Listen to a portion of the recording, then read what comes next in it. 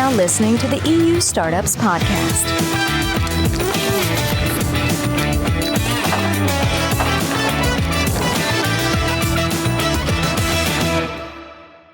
Hello, and welcome to another episode of the EU Startups Podcast. I'm your host, David Senden Garcia, the news editor here at EU Startups. Today, I had the pleasure of chatting with Hanno Renner. He's the CEO and co-founder of Personio, an HR tech platform out of Munich.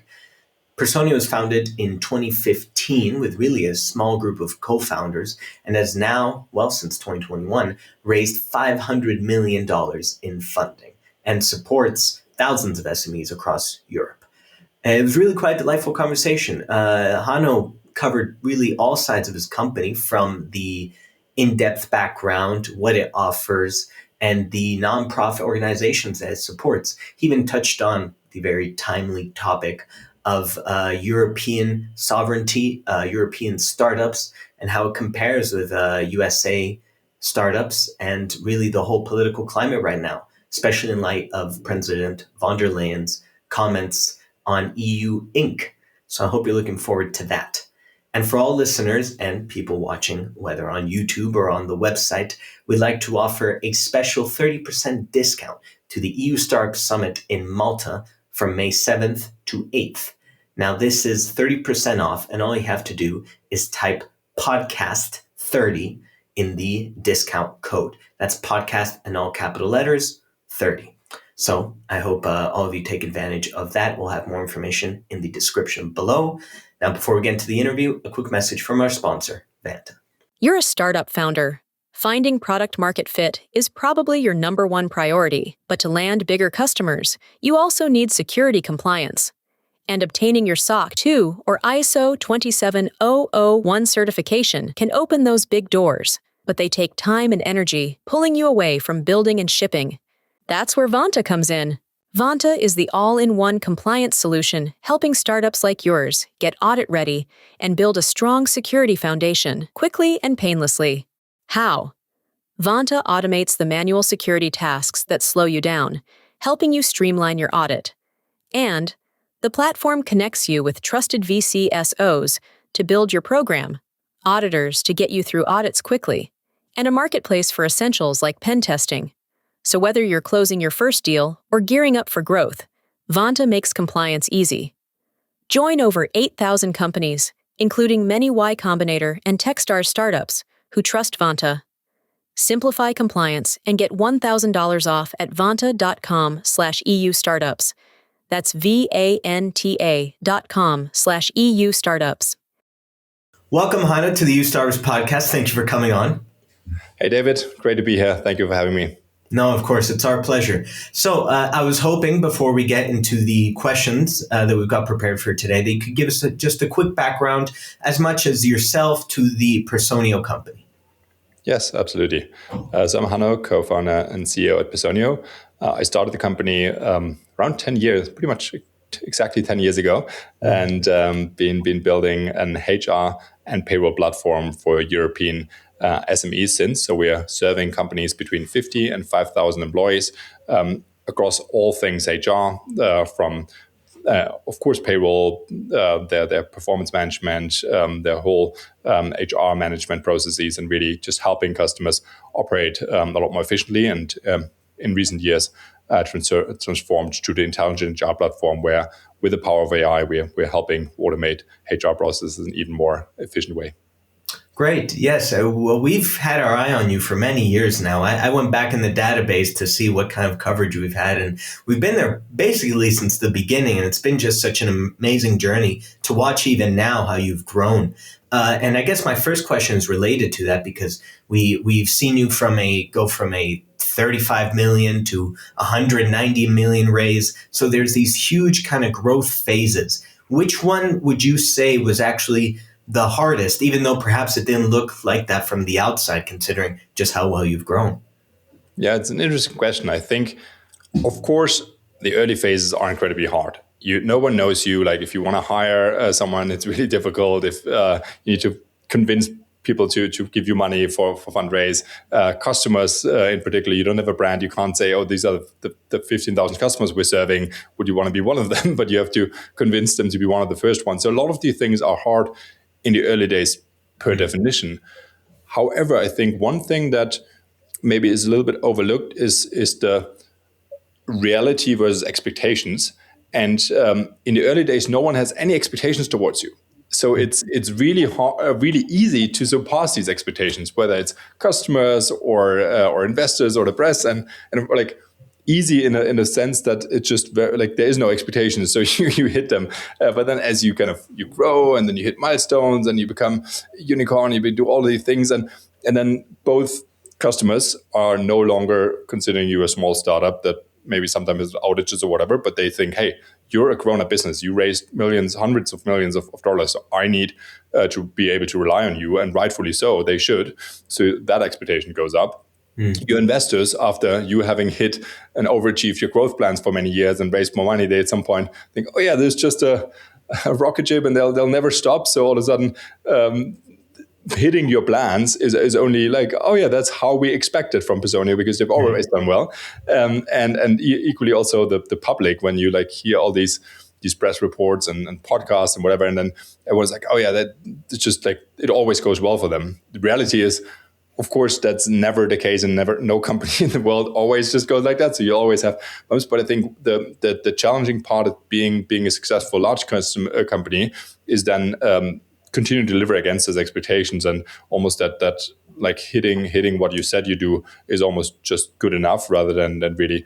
I think that puts some pressure on you as a founder and the executive team to continue to deliver on those. So I think the more recent years, and then of course you have some headwinds on the economy, and you have some headwinds on the capital markets changing and so on. So I think navigating these changing expectations is actually probably an interesting phase to be in. Sure. Well, I think it's so important to us here at EU Startups, and this podcast specifically, to highlight that kind of human angle. You know, as you're saying, it's so easy to just see the success of a company and expect that it's always been like that and it will always be like that. So I think it is a very important detail you're highlighting there. And I've read, and I think this is such a great story and such great color, that at one point, right at the beginning, there was a moment when you only had a couple €100 in the company bank account right before the funding came in. What was that like? How close and kind of tight did everything feel in that moment? And are there decisions perhaps that you made during that period that were kind of informed by that pressure that maybe you wouldn't have made now? Yeah. So I think a couple of thoughts. So yeah, I remember, I think I talked to you guys back then about a screenshot I took from the bank account at that point in time. And it was mainly because I had never seen a bank account with millions of euros on there. And so I was excited to like go from like this bank account that I've been navigating, which looked more like my personal bank account, because there's never much money in, and then all of a sudden see it jump. So that's why I took this screenshot. But realistically, the first little bit over a year, we were completely bootstrapped. So our bank account looked like that every month, and we just like fluctuate just a little bit above zero. And that of course was normal, and it's the way of an early stage startup. And then there were months where at the end of the month you realize you didn't have enough money to pay the founder salaries, so there were no founder salaries that month. And of course, that's not how you can scale a company to the size where we are today. And eventually, you need to operate differently. And over the last years, our cash burns hardly ever drop below 100 or 50 million, and that's as it should be, because we need the stability. Our customers need to rely on us being a stable business. And now we're about to this 2026 will be the first year we'll be profitable. So we will probably never dip into those low numbers, and that's really exciting. That said, I think to your point, the early days where you don't have a lot of money, and even not just a seed round, but also Series A and so on, I actually think it's really healthy to have them. And there's this famous saying, scarcity breeds clarity. And I think it is really true. And if I do think the amount of capital influx happening now again for some AI startups, but certainly in 21, 22, when capital was literally free because interest rate was zero, was not good for building great business. So there were a lot of decisions many companies took that weren't really the best for the company and the customer. And so I think it's really important as a founder to also create that scarcity even if you have a lot of money. And that's what we're now doing this year. Of course, we have enough capital in the bank account, so we could keep burning and then not give us this restraint. But by saying, no, we want to be profitable, that gives you a certain amount of money that you generate, and that's what you can reinvest. And that makes you much more resourceful and much smarter in which products you want to invest and where you want to go deep. And I think, so I do think scarcity is important. I do think having too much money is not good for any business. And if you do, then at least make sure you put your own scarcity guardrails on. Okay. Well, this topic you're touching on scaling, I think gives to many natural questions. But I think one that interests me the most, and kind of returning to this human side of things, is, as I understand it, there's 4 co-founders, yourself included. You all met in university at CDTM in Munich. And I'm curious as to how those roles have evolved. Because if you're talking about just some kind of small little startup, well, 4 people in it cover all roles. And eventually, but as you grow to the size of Personio is now, how has that changed? How have you all kind of adapted to dividing the different sections of the company? Has that been natural? Has it been a little bit rocky? Yeah. So first of all, I think you touched on an important point. It's not about giving yourself fancy titles, but it's about defining responsibilities. Mm-hmm. So who is doing what? And that's the same in a 4-person company as it is in a 1,500-person company. Of course, the latter is a bit more complex, but in a 4-person company already, you might have fancy titles, like one is the CEO and one is the CTO and whatever. But ultimately, it's about, okay, who is responsible for customer service? Who is responsible if the customer has an issue? Who reacts first when there's downtime? And so being very clear on these responsibilities early on is important. And we've solved that also then as we grow a little bit by kind of defining very clear mission-based teams. So not this is your department, but this is the mission you are carrying. And maybe you carry the founders multiple missions, but this is what you're end-to-end responsible. And then also that helps you allocate resources and allocate team like responsibilities going forward. If this is the mission you carry, then how should you be able to be set up, and what functions should you have to support that mission? And I think that's also gone on into the future. What worked for us early on pretty well was the division of roles. I didn't want to be the CEO because CEO is particularly cool to be, but it was clearly aligning with things I'm naturally good at and things that I enjoy doing. And Roman as CPO or Joan as a COO had their own strength and their own things they were passionate about. And so that was fairly natural, and in the division of at least responsibilities and ultimately what that means for title. Yeah, you typically give the person the CEO title that ends up talking to investors and early on selling to customers and so on. And the people that are much deeper in the product or closer to customers have different titles. But it doesn't really matter. I think that's the part that really is important. And then also being honest over time as things scale, where are areas and responsibilities that you can't cover within the founder team well enough, and where should you hire externally? And that's also an important conversation to have and to be just low ego. And I think that's the biggest part, probably the biggest quality we had in our founder team of not having egos, not trying to do things for ourselves, but we are interested in the best for the company, and thereby figuring out what's the right thing. And then when later on some of my co-founders stepped down, it was also in a very mutual conversation about this is no longer what they enjoy doing. There's no longer what the company needs. So let's maybe find someone else that's better in that. And that's also totally fine. Sure. Well, speaking of your co-founder, we did do an interview with Roman in 2022, and whoever wants to read that can. But there's great bits where he talks about the future of Personio and where he wants it to be in a couple of years. And I think just from a quick scan, it seems like you've met most of those goals already. But with that in mind, I guess I want to bring it to kind of a sector analysis and question, because as you know, we cover all kinds of startups here. And I had a quick look at the HR tech coverage that we did just in 2025 last year. And I saw that roughly we had between 100 and 150 million euros in funding flowing throughout the just the entire ecosystem.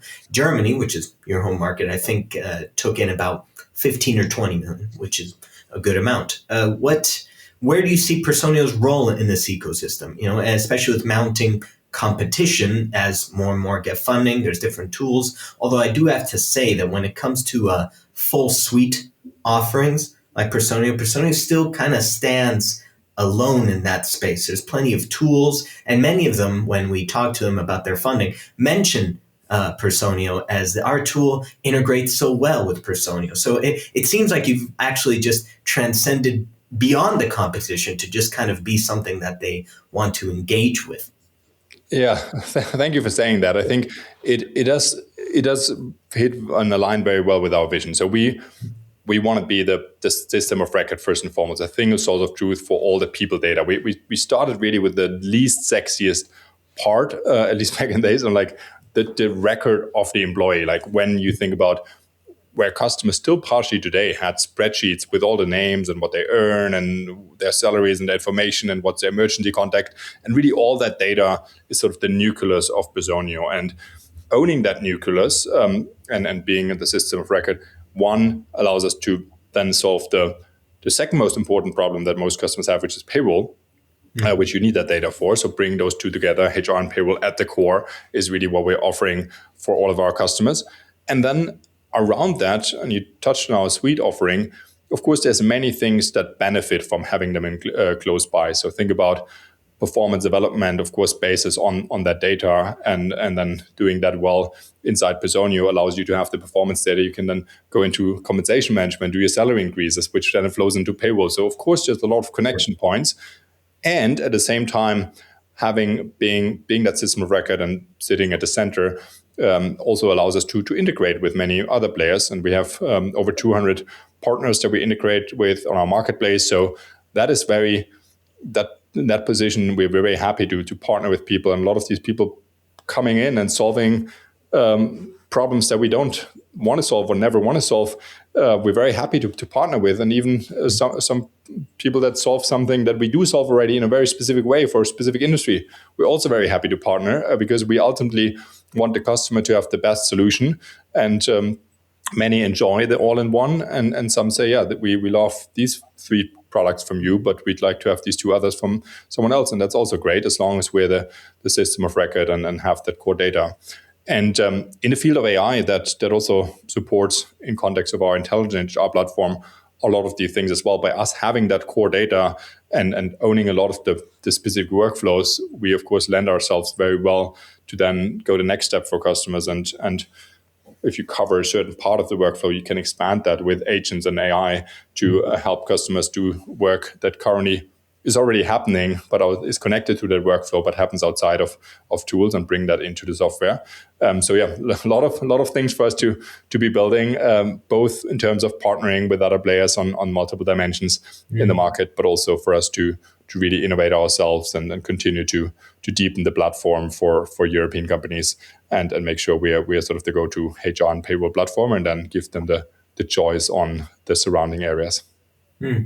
Well, while we're on this topic of kind of European companies and the way everything's going, I think we'd be remiss not to talk about certain political kind of angles that are developing right now in Europe. As you know, here at EU Startups, we've always been very interested in supporting kind of an EU-based company and structure. Now there's von der Leyen's recent comments with EU Inc. That's kind of, and they've been around for a while. That's not to say that this is something new, but the idea of the 28th regime it seems to be really picking up speed. Where does Personio land on that, and you yourself individually?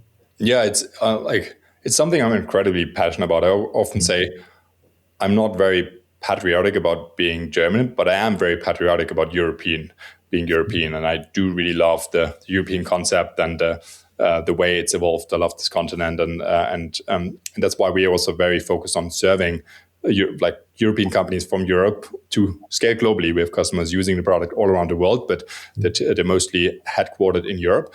And the reason I care so much about or what we can do, of course, is besides the efforts we're doing ourselves by proving that large-scale technology companies can exist in Europe by helping European SMEs, which are the backbone of the European economy, support them, but also politically trying to pave the way for more of that to happen and enable more of that. And so the initiative EU Inc. from Andreas Klinger has been something we've been supporting for years already since its launch, and been very passionate about. Same with also the stock option programs, not optional, that Index and a few others have initiated.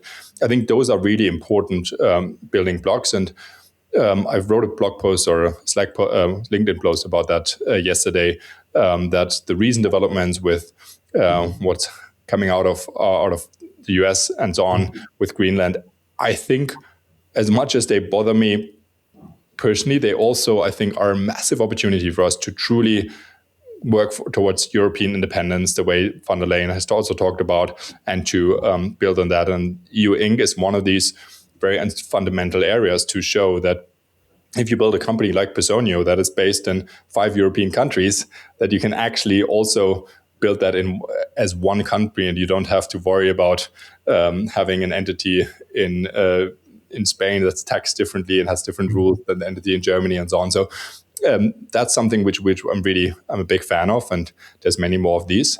And if we combine sort of the talent we have here in Europe and the entrepreneurial ambitions with some of these political and policy changes, then I think we'll be in a really fantastic position to strengthen European technology, and you guys will have a lot to write about.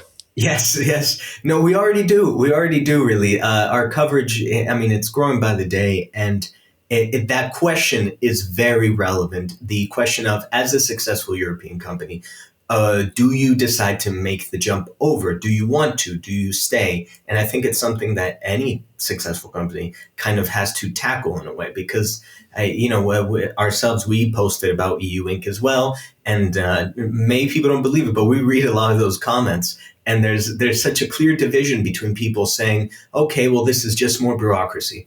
This isn't really going to help. If you want to grow, go to the US. But then at the same time, there's just as many people saying what you're saying, that this is an important development for Europe, and it's really the way forward. And I think Personio really encapsulates that in a big way. You're a large company, and you have offices all across Europe, and you've established yourself all throughout, and haven't really given up that kind of Europeanness, I guess, if we can call it, and that a bit of patriotism, as you say.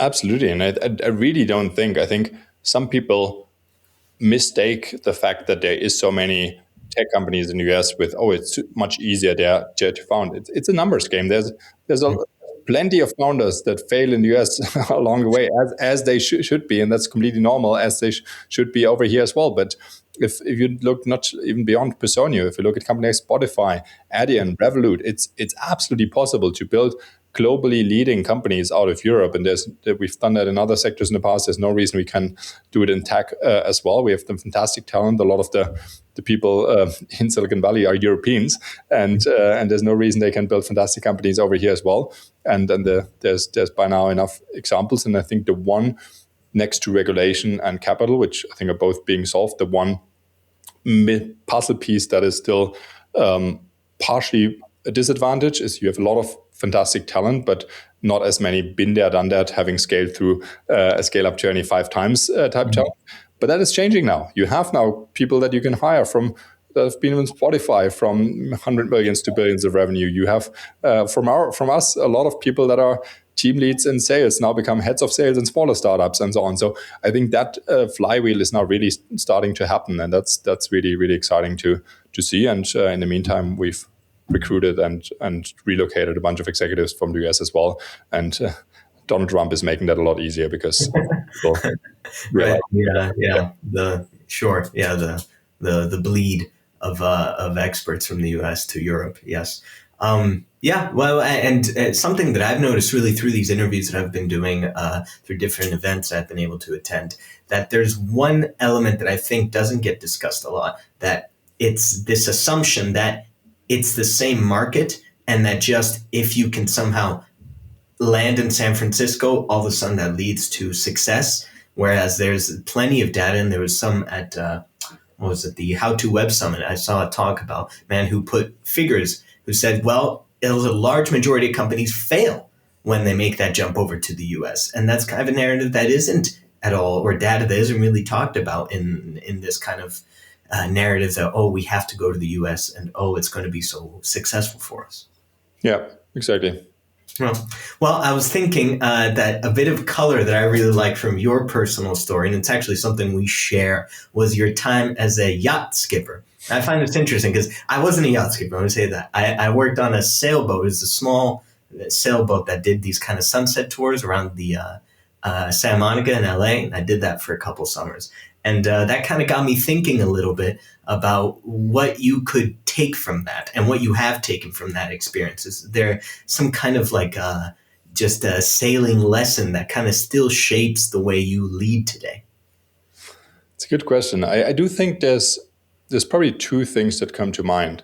The first one is one of servant leadership. So if you think about the being a skipper, as I was doing next to my university in summers in the Mediterranean, in winters Caribbean, and other places, ultimately the people that pay you and that are your customers are on vacation. Like, they're paying you to move you around some islands and of course bring them safe somewhere. But ultimately they don't want to be bossed around. But at the same time, as a skipper of a boat, you're the captain, you're the person responsible. So you're also in difficult situation, and sometimes you just have to tell them, no, you can't now, you can't swim now, you can't do this because this is not safe, and or I need you to do X, Y, Z now. I think, and the way to do that is as a lesson in servant leadership, to ensure that they, on the one hand, are feeling like they're in control, it's their vacation, they tell what's happening, what they want to do,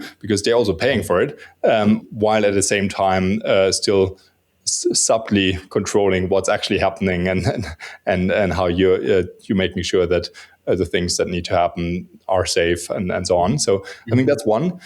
And then I think the other one is also, when you're sailing, of course, most of the times, if you're sailing around the islands, not a lot happens. But I've been in situations where storms hit. We've sailed across the Atlantic with some friends, and there is some real serious situations happening where maybe one of your sails rip and it's all of a sudden in the middle of a storm and there's a huge drama. Or I once had a situation in Greece in the middle of a storm where one of our ropes from a sail got wrapped around the prop of the boat in the bottom, and so. And in these situations, especially because you're the only, like, if you're a skipper, like, there's no one else you can say, oh, how we solve this, but you have to make a decision and you have to project calm in that situation. In this case, having to dive down with a knife and cut things loose below the boat while it's bouncing in 3 meters of wave. And I think just that, regulating yourself, regulating your nervous system, staying calm and projecting that calmness to the team or to the crew in that case is, I think, something that in a scale-up environment certainly also holds true, and is something that you have to operate with as well. Yeah, no, that makes sense. I really do like that color. The kind of captain on the sea kind of thing, captain of industry. It lends itself very easily, I think, to images and ideas that already exist in entrepreneurship.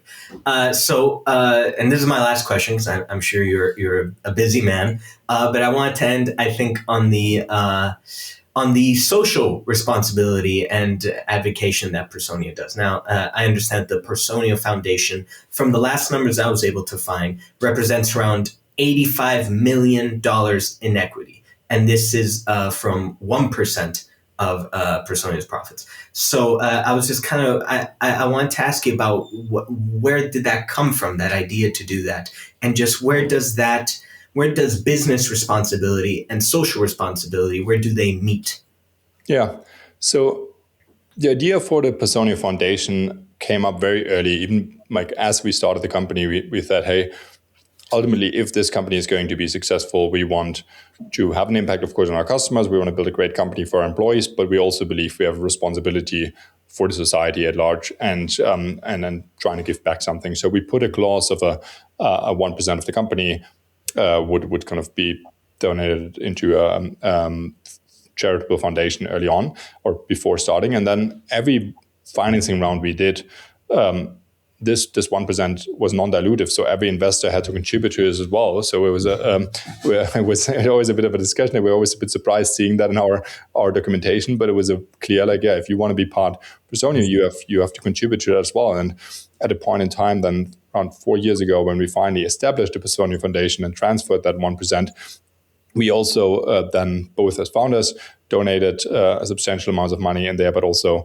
sort of bullied all the investors into contributing as well. So to ensure that the foundation can already be active even ahead of an IPO. And since then, we've been giving grants of 3.5 million to nonprofit organizations. We've set up a non-monetary support structure which we talk about the impact accelerator, where we help NGOs around the world with their HR practices, both with things like People Partner for Good, where we match them with some of our senior people leaders internally and of our customers, but also having an online accelerator where they can learn for free about best practice in HR. So we really try to take our learnings from the business, bring them to that sector. And to your question, I'm very passionate about it. That's why I talk about it. But I'm actually not behind all of that. The brain behind that is Anna, our head of foundation. She runs that foundation in a really powerful way with a team herself. It's a separate entity, so it has its own balance sheet, its own structure, and it's fully charitable. I'm merely a board member. But that being said, I think while the Personio Foundation is a really important part of our societal contributions, I also don't think there's on the business side, it's only business, and then you can generate profits and put that in the foundation, and that's good. I also think as a business, you can do things. We have, for example, a 50% discount for all NGOs. We have a ton of nonprofits using our product, which we support with at reduced rates. We have impact days, which our employees can take to go get engaged in whatever project they are passionate about. And so I think, and of course, speaking up, as I did on LinkedIn last night on the European issue, I think it's also using your voice, using your platform, using your employees as a voice for topics that are important in society. I think is also an important part, and I strongly believe in that responsibility that business leaders carry and businesses as well. Well, I'm sure the nonprofit organizations are willing to forgive you bullying the investors and everybody on their behalf, because it seems like it's turned out well. So thank you very much, Hanno, for really a great conversation and for joining us here on the U-Startups podcast. No problem. Thank you, David, for having me. Talk soon. Bye. Ciao.